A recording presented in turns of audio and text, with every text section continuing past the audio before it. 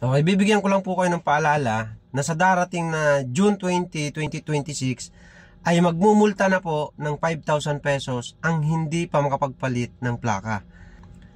Simula po 2026, June 20 ay mag-i-start na po si LTO na mag-penalty sa mga riders or motorcycle riders na hindi pa nakakapagpalit ng plaka. Kaya sa mga wala pa pong plaka dyan, pumunta na po kayo sa mga LTO caravan or sa mga LTO regional office na malapit sa inyo para magpapalit ng plaka, lalong-lalo na po yung mga 2017 hanggang 2014 pababa. May plaka na po yan. Pupuntahan nyo lang po sa mga TO office or kung saan yung mga mother file ng inyong mga motor, nandun na po yung plaka nyan. Okay, kukunin nyo na lang.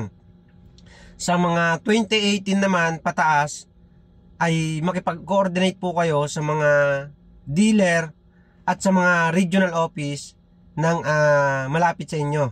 Malaman nyo po kung nasan na yung inyong plaka. Okay? Mga 2013 naman pababa, try nyo pong i-check sa LTO plate number tracker kung meron na po kayong plaka. 2017, 2014, punta po kayo sa mga LTO plate caravan.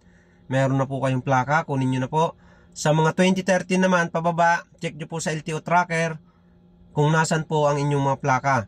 2018, pataas, nasa LTO regional office po yan at makipag-coordinate po kayo sa mga dealer ng inyong mga motor. Okay?